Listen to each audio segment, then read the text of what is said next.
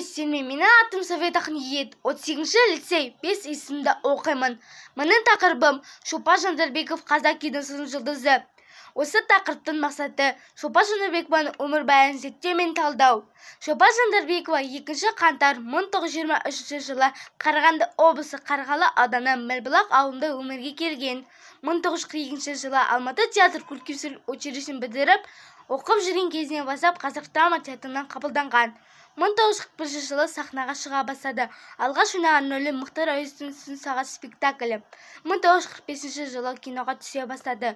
Ал 1928 жылы Мәскеуде өткен қазақ әдебиеті мен өнеріне 10 күндігіне қатысқан. 1968 жылы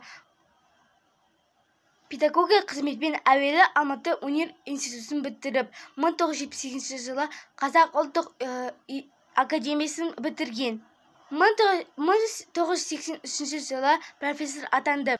Шолпан Жандарбекова көптеген спектакльдерге қатысып, көптеген медальдармен марапатталған. Мысалы, Қазақстан ұлттық мемлекеттік сыйлығы, Отан ордені, ерен еңбегі үшін және 2 рет Қызыл ту орденімен марапатталған.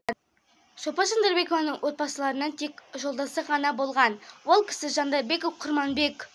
Ол кісі 7 қаңтар 1905 жылы Сырдария ауданы Сайрам облысы Ресей империясында өмірге келген.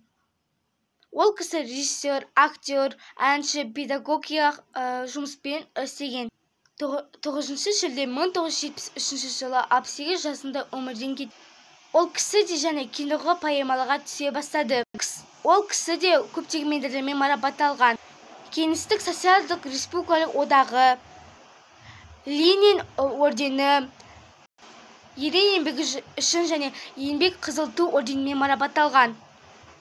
Назар аударғаныңызға рахмет. Тағы да мәлімет Шолпан Жандарбекова туралы мәліметті менің презентациямда көре аласыздар.